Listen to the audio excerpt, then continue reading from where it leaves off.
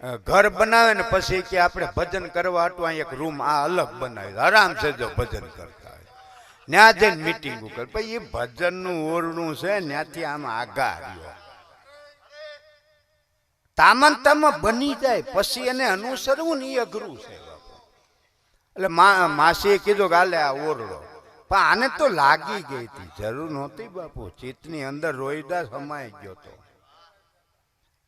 એકલવ્ય ગયો દ્રોણાચાર્ય વિદ્યા શીખવા એટલે દ્રોણાચાર્ય કીધું કેવો છો એટલે એને કીધું હું શુદ્ર છું તો કે ભાઈ હું બ્રાહ્મણો અને ક્ષત્રિયોને વિદ્યા આપું છું બાકી બીજા કોઈને નથી શીખવાડતું એટલે એને ભેજા મારી તો કરી જોકે વિદ્યા ઉપર બધાનો હરખો જ અધિકાર હોય પણ આ ક્યાંથી આવી ગયું છે એ પહેલેથી જ છે અને આને ભગવાનના અવતારો છે એ કાઢી નથી ગયા આપણા દેશમાં કરુણા છે બાપુ વિદેશમાં આ ચીજ નથી હો હા એટલે એ સુખી છે એવું નથી કહેતો આપણે આની હિસાબે વધારે દુઃખી છે આ વિચારધારાના હિસાબે એટલે એકલવ્ય ના પાડી દીધી એમ કે છે ચિત્તની અંદર મૂર્તિ અને કેચઅપ થઈ ગઈ એ એક જાતનો કેમેરો જ કહેવાય ચિત્ત એટલે જેને ચિદાકાશ કહે છે એમાં એકવાર મૂર્તિ કેચઅપ થઈ જાય ને અંદર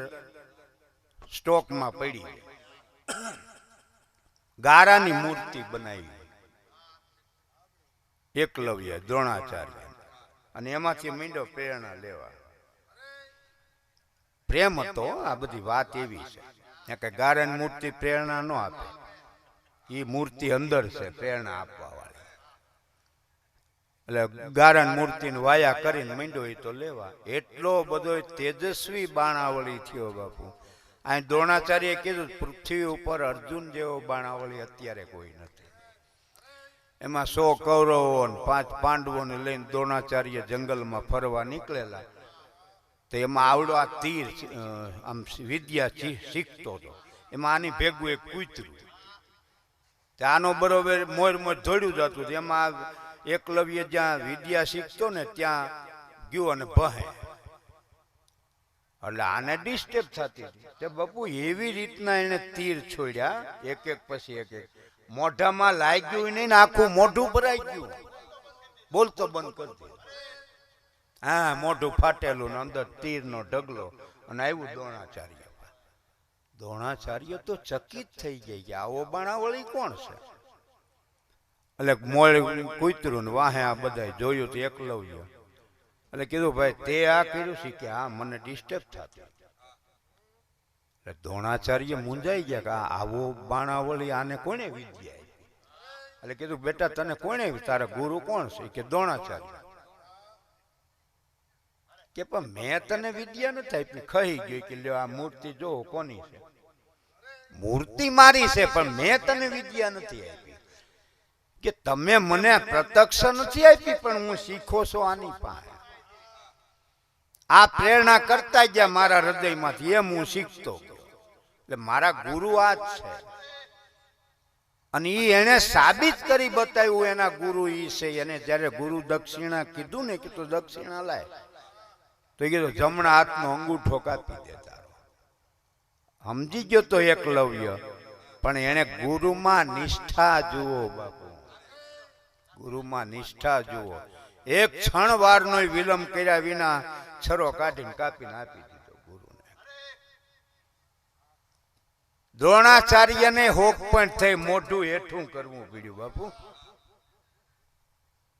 આવી રીતે મીરાએ ગુરુને ચિત્તની અંદર કેચઅપ કરી દીધેલા એને બીજી જરૂર નહોતી બાપુ 7 દિવસ અને 7 રાત બંધ બારણે ખાધા પીધા વિના બેહી ગયા નામ નહોતું બાપુ સાંભળો ખાલી તમે સ્મરણમાં કેટલી તાકાત છે ને આ મીરાએ દુનિયાને સાબિત કરી બતાવ્યું બાપુ સ્મરણમાં કાંઈ અરે મીરા હું એક 84 નો કીડો ઈયળ ભમરી ભમરી ભમરી ભમરી કરતા ઈયળ માંથી ભમરી બની જાય સ્મરણ કી સુધ લે ના ના ચેતન કી ચટકી લાગ્યા વિના કબહું રીજે ન કીર્તાર ઈયળની ભમરી બને તો માનવને કેટલી વાર હું તો બાબુ મને ઘણી વાર હું તો મારા દિલથી તમને કહું આ ગમે મહાપુરુષે આ દ્રષ્ટાંત પકડ્યું છે એને કોટી નમન છે આપણા. 1,84,000 નું કીડું સમરણથી એનું સ્વરૂપ ફેરવી નાખતો તો આ નરમાંથી નારાયણ ન થાય. તમે જોયું છે અહીંયા તમને જોવા મળશે. મૂળ જે ભમરી હોય ને એને ઈયળનું શરીર ન હોય. તમારે જોઈ લેજો તમે તારે અટાણ કહો એટલે પછી કાલે ઓબ્ઝર્વેશન કરી લેજો ને. અહીં તો ક્યાંક મળી રહે. મૂળ જે ભમરી હોય એને ઈયળનું શરીર ન હોય, એને ખાલી ભમરી જ હોય. અને ઈયળમાંથી જે ભમરી બની હોય ને 40% આ મોર શરીર હોય, 60% વાહે હોય, વચ્ચે એને પાંખું હોય. એ સમજવાનું કે ઈયળમાંથી બનેલી ભમરી છે. ભમર એને આ ઠણક મારે. બાબુ તમે સત્સંગી છો એટલે તમને ખબર પડી જ જાય. યોગ ભાષા છે, યોગ ભાષા. ક્યાં ઠણક મારે એને? આ શિવનું ત્રિનેત્ર છે ને, આપણે આ ત્રિકુટી છે જેને બ્રહ્મરંધ્ર કહેવાય. બ્રહ્મને રહેવાનું, રંધ્ર એટલે દર એટલે સ્થાન, દ્વાર. પછી આવડી આ ભમરીને એ બધા નથી ઉપડતી. ભમરીમાં 3 પ્રકાર છે. એકને ઠણક મારે ને તો ધોળી જ જતી કે આ તો ઠણકું જ માર્યા જ કરે, એમાં કઈ બહુ ધ્યાન દેવાનું ન હોય બહુ, એ તો કીધા જ કરે. પછી બીજા નંબરની છે, એને આમ ઠણક મારે ને એટલે ગુંડલું વળી જાય. આ આપણી જેવા સાધકની જ વાત છે. એક ઠણક મારે, એક તો સત્સંગ સાંભળતા કે હા એ બાપુ જ બોલ્યા જ કરે, કઈ બધું કરવાનું ન હોય. ગુરુ મહારાજ તો કીધા જ કરે, બધું ન હોય. નથી ગણાય અમારે હમણાં એટલે એવું છે. પછી બીજા નંબરનો જે સાધક છે ને, એ આટાણ સત્સંગ સાંભળીએ ને એટલે ગુંડલું વળે, બસ ઘરે જઈને ભજનમાં જ બેસી જવું. લાય પાણી સાંભળશો એટલે એક જ વિચાર, બસ ઘરે જઈને સીધું ધ્યાનમાં જ બેવું, બીજું કંઈ કરવું જ નથી. અહીંથી પૂરો થાય. આમ થયું છે ને, ભે માંદડમ પડી તે બગાવું બહાર હોય. અહીંથી જેવા ઊભા થાવ ને ઘરે જાઉં ને એટલે 99% લોકો મોબાઈલ લે પેલા.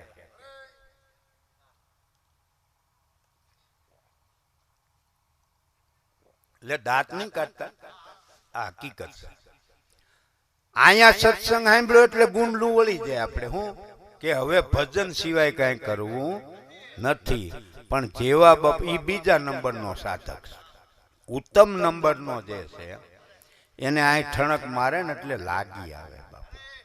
ભમરી ભમરી ભમરી ભમરી ભમરી ભમરી ભમરી ગુંજાર થઈ જાય. અને યોગ છે. પછી આ ભમરી શું કરે બાપુ, એને લઈ જાય, એનું દર હોય ને એમાં અંદર આ ઈયળને નાખી દે અને ચાંદી દે. પ્રકાશ પવન કાંઈ ન મળે, હવાય ન મળે ને પ્રકાશ ન મળે. અને એવો યોગ બાપુ નિર્માણ થાય છે. ધીરે ધીરે ધીરે કરતા કુદરત મહારાજી સ્મરણ માત્રથી ઈયળને પાંખું લગાડે. અને જેવી બાપુ ભીખાવે પાંખું લાગે ને એટલે દરવાજે મેળે ખોલવો નથી પડતો. 1,84 નો કીડો, એનું સ્વરૂપ સ્મરણ માત્ર. તો તમે સોહમ સોહમ કરી તો આપણે નહીં થઈ. મને જ એટલી ખબર પડે, કઈક ઉર્જાને જગાડવી પડે બાપુ, કઈક રટણ લાવવું પડે. ચમત્કારો થતા જ નથી, એવા વેમમાં કોઈ દી નહીં રહેતા બાપુ. ભૂખ લાગી હોય તો મને એટલી ખબર પડે, થાળી લઈને ખાવા માંડો. તરસ લાગી હોય તો ગલા, આ ધરતીમાં પાણી છે જ, તરસ લાગી આ ધરતીને ચાટવા માંડી ભેગું થાય. કૃષ્ણ મટે નહીં, એ તો 100 ફૂટ સુધી જવું જ પડે. આનું તળ કેટલું છે, જો આ 300-400 ફૂટ દાર જવા જ દેવો પડે, તઈ પાણી વાળા થાય.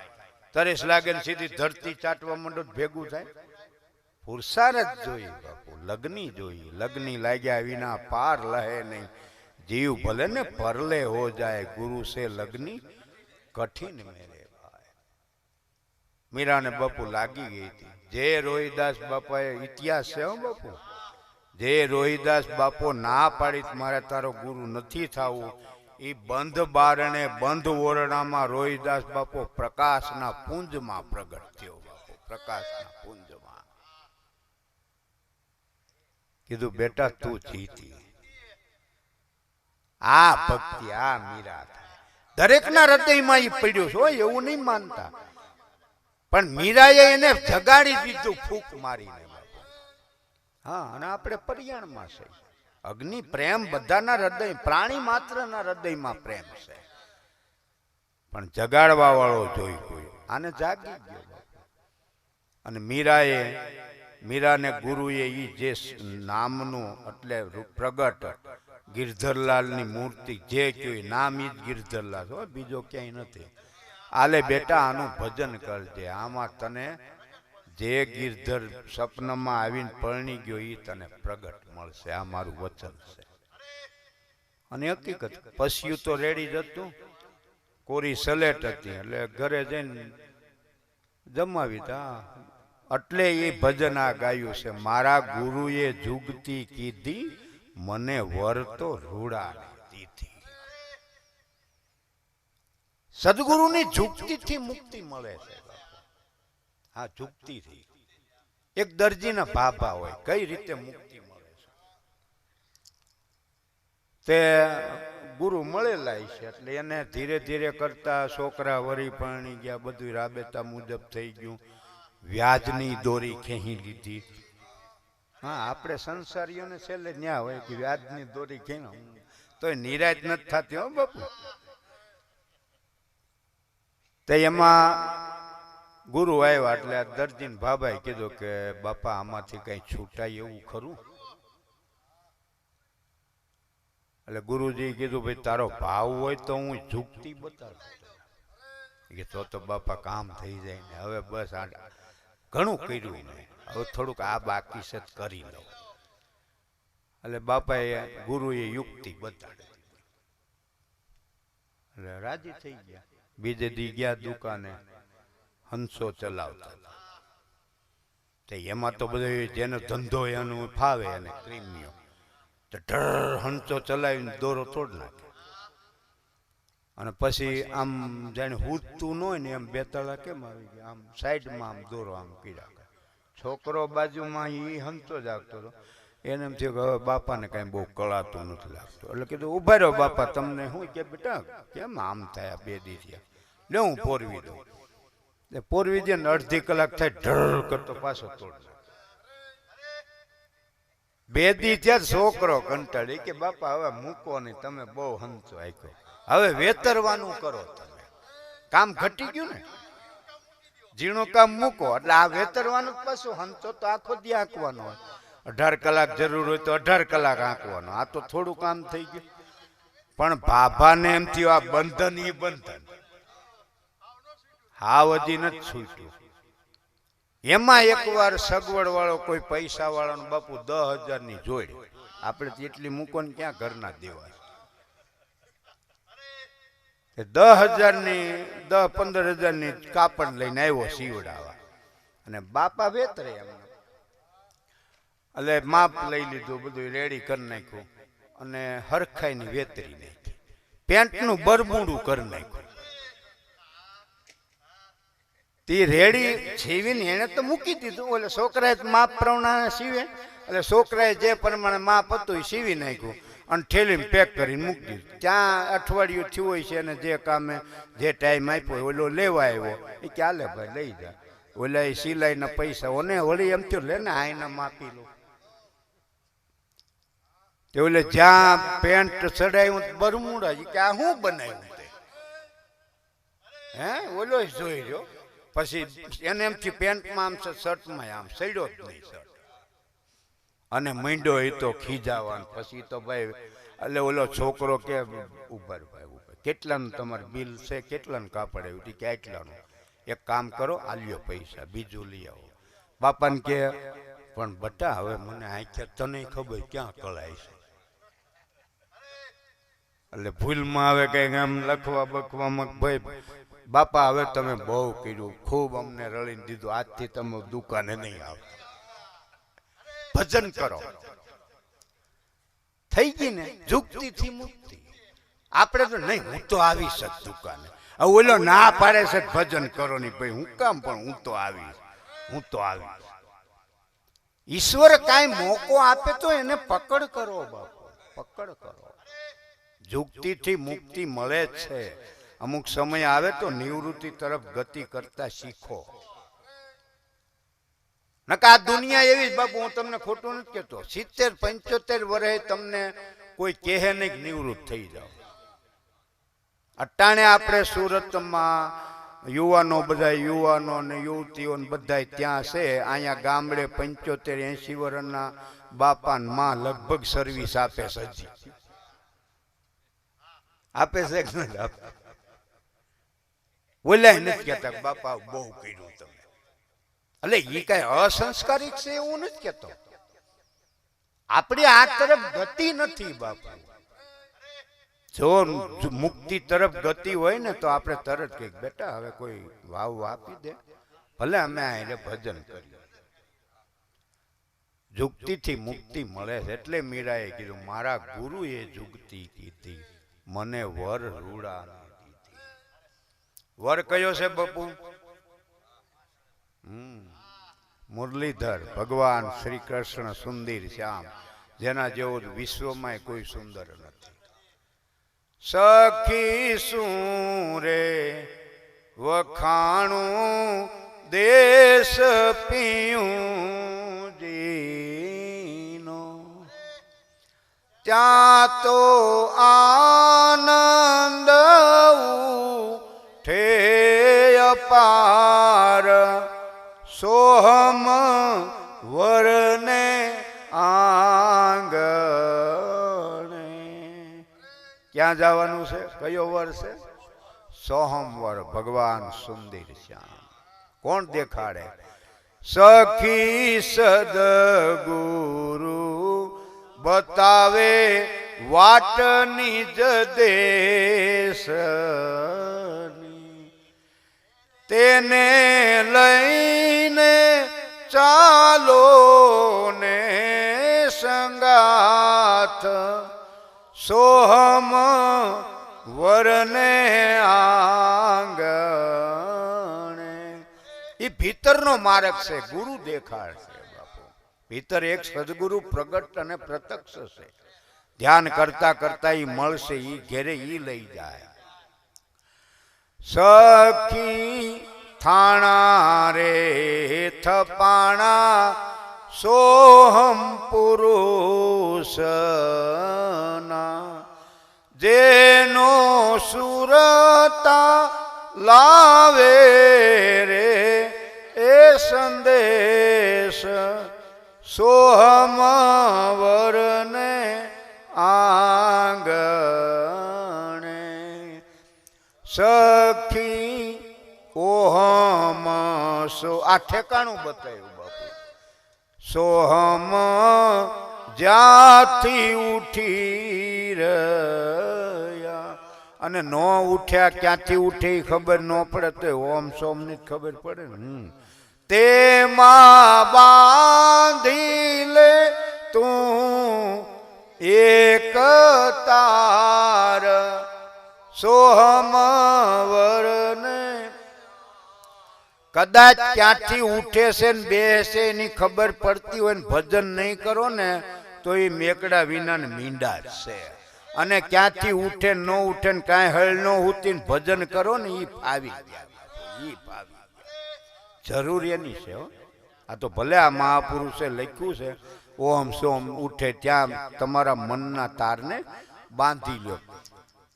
સખી સાધના સાધી લે તે પુરુષની, પિયુજી ઉભા છે સુન મંડળ મોજાર, સોહમ વરને આંગણે. સખી વર્ણન કરતા પાર ન આવે, સખી સર્વે સંતો તેવર પામિયા, એના મટી જાવન, સોહમ વરને આંગણે. સખી વર્ણન કરતા પાર ન આવે, અમર પહોંચ્યા ઉગમ આધાર સોહમ વર ને એટલે આ વર લખ્યો છે વળી એમ છે કયો વર હશે, પણ જેની પાસે ગુરુગમ ભેદ છે બાપુ એને તરત મર્મ સમજાઈ જાય. સોહમી ભગવાન શ્રી કૃષ્ણ છે, સોહમી રામ છે, સોહમી ભગવાન શિવ છે, સોહમી બ્રહ્મા છે, સોહમી વિષ્ણુ છે, સોહમી સાક્ષાત જગદંબા શક્તિનું રૂપ છે બાપુ. આપણે બધાય બેઠા એ સોહમ જ છે, ઉણપ નથી ક્યાંય બાપુ. બધા માથે લાલચ છે, કોઈ કંગાળ નથી, પણ પિતાનું ધન છે સાચું પુત્રને તેની માલમું નથી. જૂના ખાતા ખોળી જોવો ને કામ હતો મફત મથણા મથી. પુરાણોમાં જે છે ને બાપુ, આજે આપણે અહીં બેઠા છીએ પુરાણમાં જ બેઠા છે. પુરાણમાં જે પુરાણોનું મુખ્ય જે પુરુષ છે ને એ સોહમ રૂપમાં છે, પણ આપણને આ સત્ય સમજાણું નહીં ને એટલે આપણે વાદે ચડી ગયા. હકીકત હો,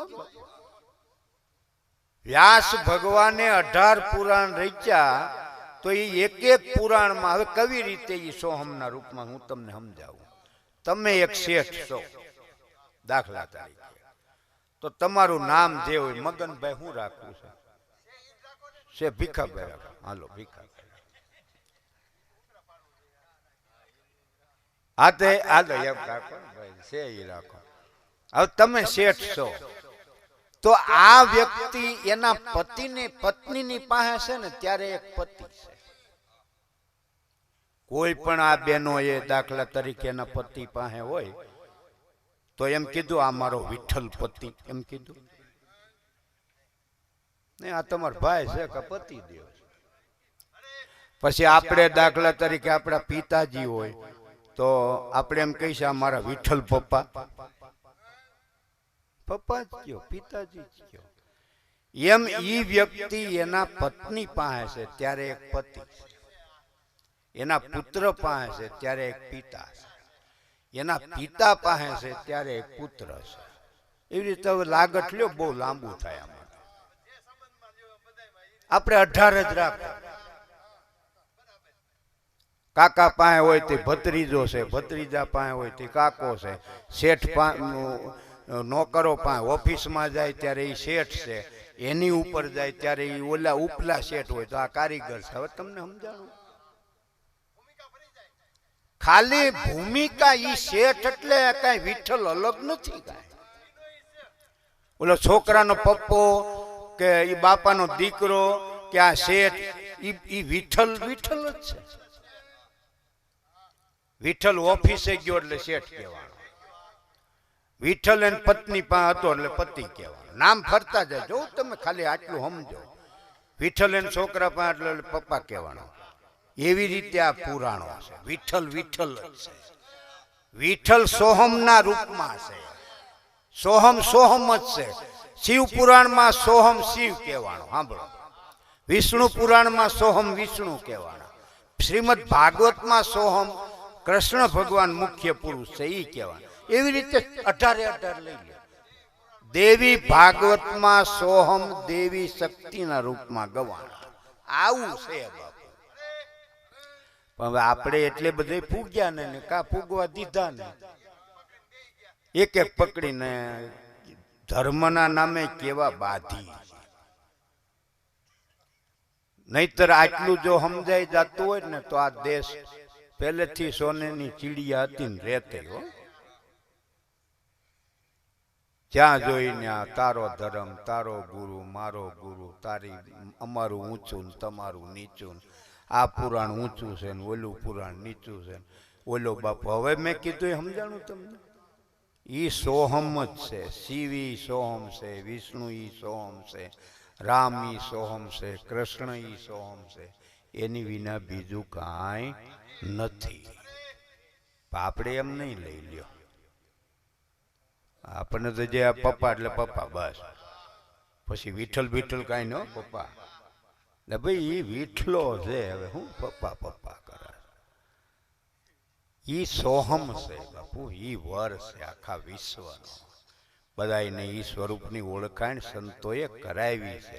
એટલે મીરાબાઈએ ગાયું મને વર રૂડાને દીધી. હવે જો એટલે ઈ મહાપુરુષો ઈ સમયના એટલે ગમે તે એના જીવનમાં વાદ વિવાદ નહીં ભાળો. ભાડ્યા નરસિંહ મહેતાના જીવનમાં કોઈ વાદ વિવાદ ભાડ્યો? મીરાબાઈના એના જીવનમાં કોઈ વાદ વિવાદ ભાડ્યો? આ બધા આપણા મહાપુરુષો જે આજ જેના નામના ડંકા વાગે છે એમાં તમે વાદ વિવાદ ભાડ્યો? આ જલિયાણ તમે જાઓ બાપુ, અબજો રૂપિયા હોય તો કાંઈ લેવાના નથી. 2-5 રૂપિયા તો ન લે કોઈ, અબજો. મેં તો અમે હાવ શરૂઆતમાં જ્યારે એ લોકોએ 2000ની સાલમાં 99% બંધ કર્યું છે. મને પાકી ડેટ નથી ખબર, પણ આમ તો 99% 2000ની સાલ છે.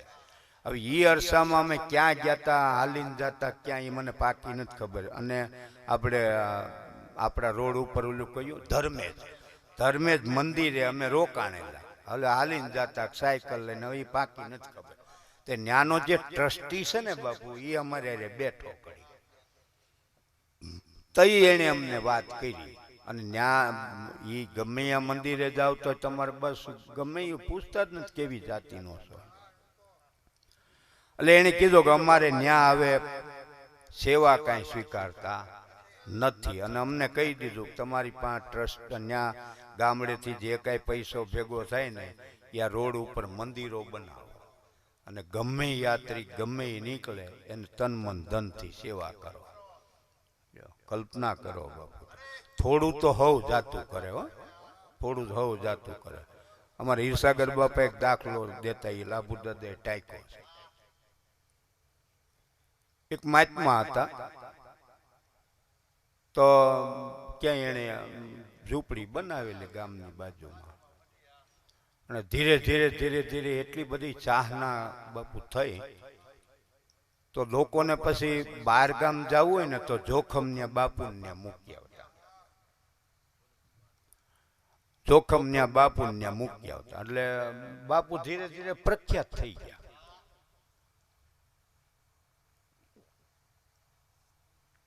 અને ગમે મૂકીએ એટલે પાછા આવે ગામડેથી, એટલે પાછું આપી દે.